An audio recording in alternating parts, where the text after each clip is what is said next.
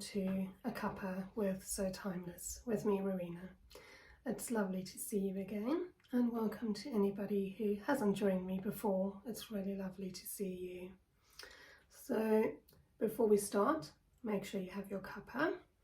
Today is I'm doing something a little bit different again. I keep trying new things and new different things, and I'd love to hear your opinions about what you think of each thing I try and do, as I try and find my way around what works and what doesn't work for my channel, and for keeping you entertained and giving you the best knowledge, history, skills, whatever it is I'm trying to give you at the time, that I possibly can. And hopefully you find something useful, hopefully it's something you enjoy. I'm really hoping you find what you're looking for when you're watching each one of my videos. I would welcome any comments down below of things that you'd like to see in the future, of anything you think would be a good direction for me to head into as I make my way further and further into this channel and this journey of my YouTube channel.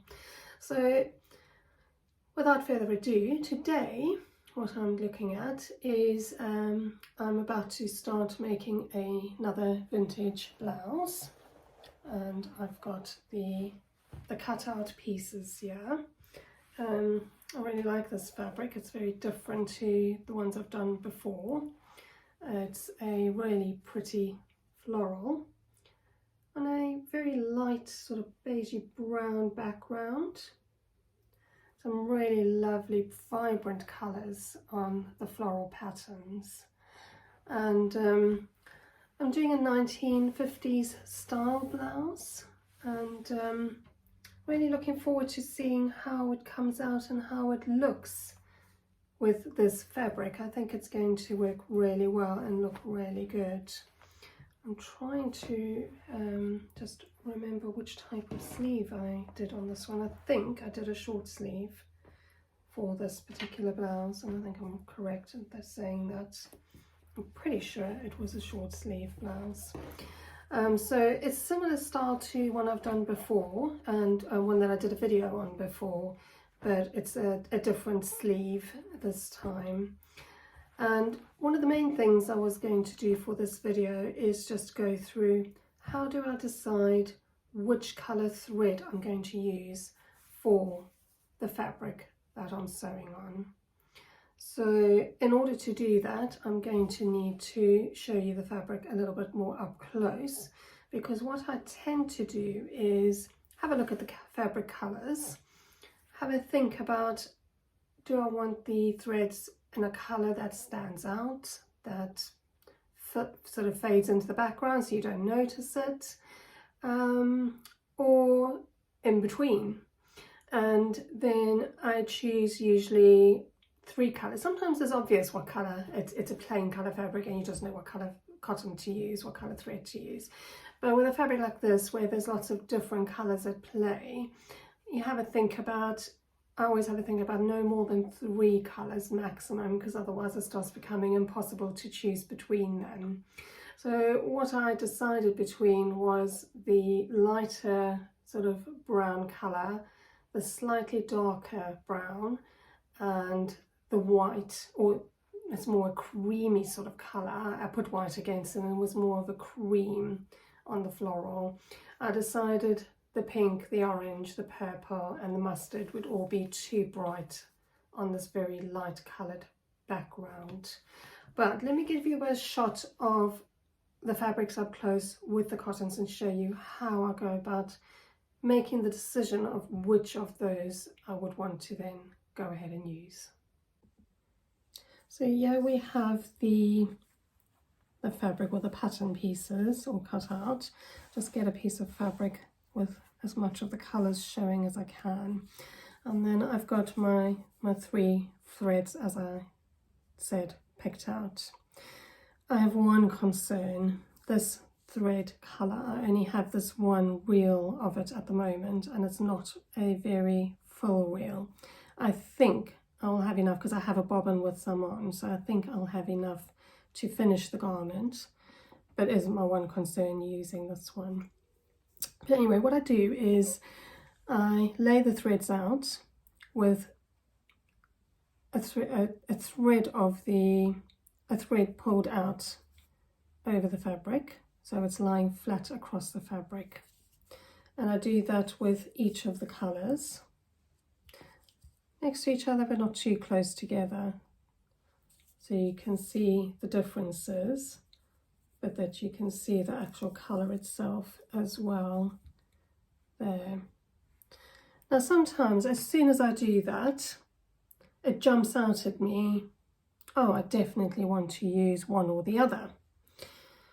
This one, looking at it here, this fades beautifully into the background. It's almost identical to the background colour of the fabric, so that blends in really nicely there. But I quite like the look of this because of the way the flowers are all being finished off with the cream. I quite like the way that the cream colour is standing out on the fabric as well. And so any top stitching that's done is going to fit in really well with that design. The darker one, I think I'm pretty sure I don't want to use the darker colour. It does match well overall, but I think as soon as I see it on the light background, I just don't like the look of it. So I'm going to take that one out of the mix. And now I have a decision to make between just the two colours. So put them a little bit closer together over an area where there's a lot of different colour change, colours happening, and try and see how is it going to look. I'm just pulling them a little bit tighter onto the fabric, trying to imagine what it's going to look like as stitches on the fabric. And although this one blends in beautifully with the background, I really am leaning quite heavily towards the cream. It would negate the problem I have with having only the one reel of this colour as well, but besides that, there's just something about the cream that's standing out to me, because there is so much of the cream colour in the floral design. Also, if you want to take it into consideration, if you have a look on the reverse side of the fabric, this fabric has only got the design printed on one side, and that side there, where most of the stitching is going to be happening, is actually a creamy sort of colour. So that blends in better, although this one does blend in as well. So that doesn't really help my decision very much, because they both look okay on the side I'm going to be doing the stitching on. So it's the decision of how much do I want my top stitching to stand out on the fabric. I'm going to have top stitching on the collar mainly, and the front facings for this blouse. If I remember, there's no cuffs on the sleeves. If there was cuffs on the sleeves, then it would be on the cuffs on the sleeves as well. Actually, I might be wrong, there might be cuffs on the sleeves. I need to have a look at the pattern again, and which I should have really done before I did the video, but never mind. So I still am thinking I'm going to go with the cream, and I hope you agree with my choice and my decision. But if you don't, you can always let me know below why you don't, what you think would have been better. Hopefully I don't regret the decision once I start the stitching. I might still change my mind as I start stitching, I will see. But for the moment, I'm happy with that decision to go with the cream colour cotton, the cream colour thread. I think it would look, it blends in enough in the background there that it's not going to be brightly standing out as a top stitch, but just nicely highlighting the top stitching as I go along. I've just grabbed the pattern from the cupboard behind me, and the sleeves do actually have cuffs on. It's this blouse here that I'm making. So it's very similar to, I made the one with the 3/4 sleeves last time in the spotted fabric, and this time I'm doing this one in this lovely floral fabric. And when I did the 3/4 sleeves, what I decided was not to put the button fastenings onto the sleeves, which worked really well for the 3/4 length sleeves. I don't think it's going to work for the sleeves higher up though, so I will be having to put the buttons in properly as they should be done. I'm going to have a look and see the way they recommend doing them in the pattern. I think they are actually working fastening buttons, they're not just there for decoration. From what I can figure out, they tie them so that they tighten nicely around to give that better puff look on the actual sleeve there. So you tie them and they're slightly tighter around the arm there to give the puff look. And we've again got the lovely raglan shape there and the nice open neckline in the V sort of shape with the little collar. I'll get that a bit closer so you can see properly. And quite nice and fitted. I think in this particular one I'm going to do all the dots that are recommended. It does make the blouse pretty fitted, and so depending on your body shape, it might not work for some people. I know for myself some dots is fine because I do go in a bit at the waist area and then out again at the hips. So I've got quite a 50s figure really, but conducive to with it. You need that hourglass figure so that comes in and goes out to put the dots in. But I think I'll put the dots in because it's going to make the blouse look nice. Then I decided I'm going to definitely go with the cream cotton. So I've got that, I've got my bobbin ready with the same, I made sure it is actually the same colour cotton, and the majority of my cotton in my box are the same make. I only use 2 makes really, so they're either one or the other, so my bobbin should be the same. I only have one type of cream there, so my bobbin will have the same type of cotton, because it's a good idea when you're sewing to use the same cotton on the top and the bottom to make sure you don't get any problems with your stitches, with your sewing. Not sure how much problem you'd get, but there are differences between makes of cotton, so it could lead to issues. So to prevent that, try and stick with using the same make of cotton, top and bottom, on the machine. If you're doing sewing yourself, that is. And then what I'll do is I do have these doing the fastenings on the sleeves can be a real nightmare to do. If you've ever tried to do them, if you've ever tried to make a sleeve with a button fastening, they can be an absolute nightmare to put that little bit of fabric fold, get it all nice and straight so it folds over properly and smoothly, and gives you that nice smooth finish where your button fastens, where the 2 sides meet up rather than a big gaping gap or overlapping. So you just have them meeting up beautifully. Can be really tricky, and I do have a few little tricks I use to try and get them as neat and tidy as possible. And talking about sleeves and cuffs, it was another thing I was actually going to mention today. It was it's something that's always fascinated me and interested me with the patterns from the 1940s and the 1950s, and certainly the styles they wore. When you look back at the fashions from then, and when I look at when I want to adapt patterns, make changes, do different things, at what sort of things I could change in a pattern to make it look different, to make it better, to just change the look of it so that I use the same pattern for the bases but get a different look.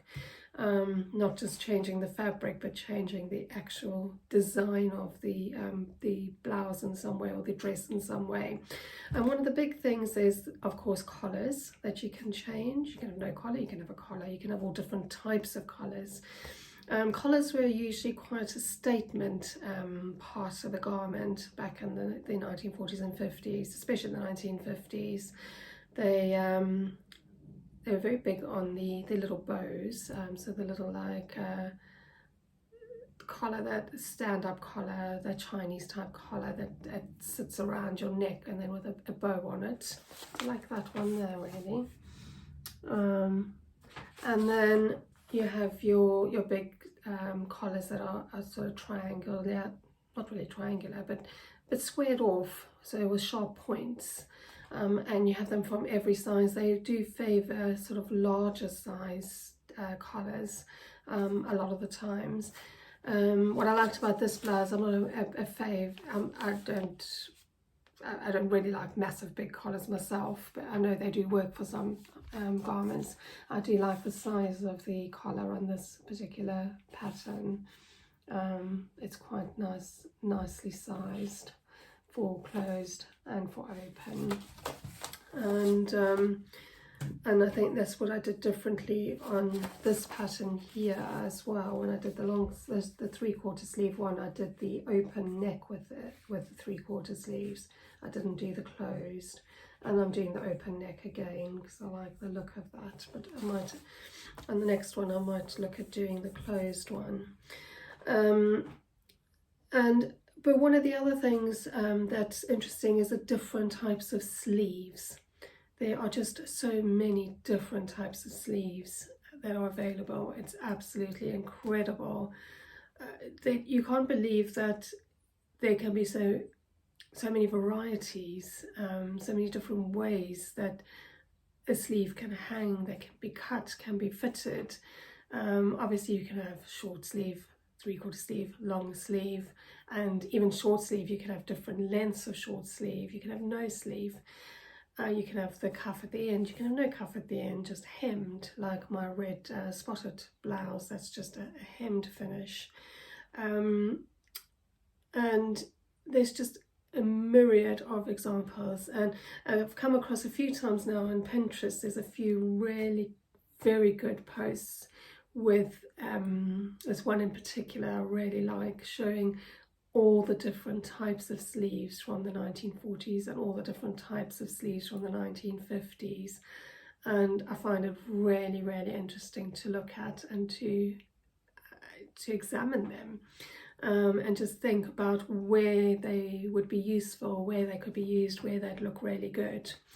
So if you're on Pinterest, have a look out for those.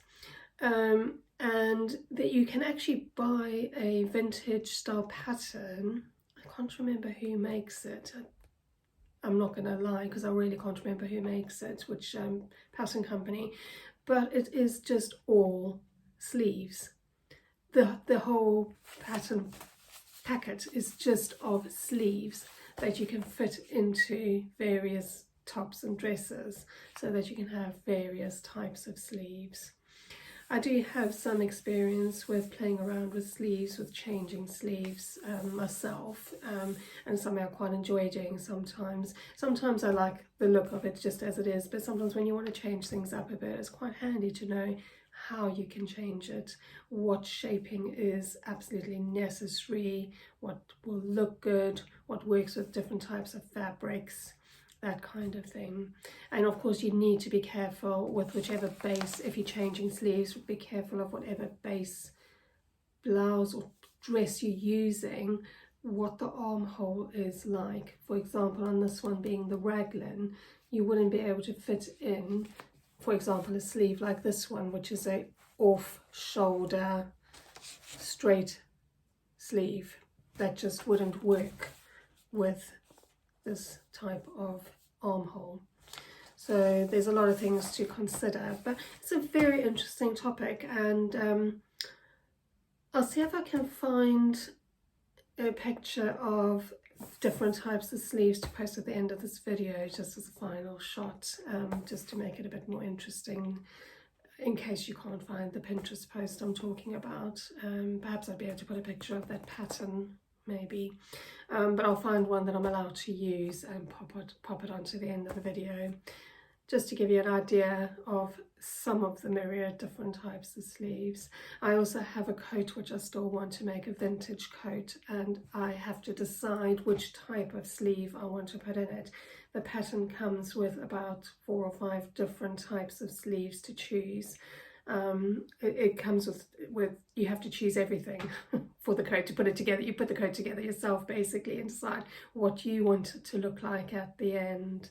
And one of the sleeves on there is called a lantern sleeve, which I absolutely love the look of, but I'm not 100% sure it would suit me, and I want to make the coat for myself. But that'll be a different video for a different time, and perhaps I could get you to help me choose. We'll see. So for today, that's going to be me. I will show you how the blouse is progressing and how it looks at the end in separate, probably shorts or in another video. But this is it for today's video, and I'm really glad that you came to join me. Thank you so much.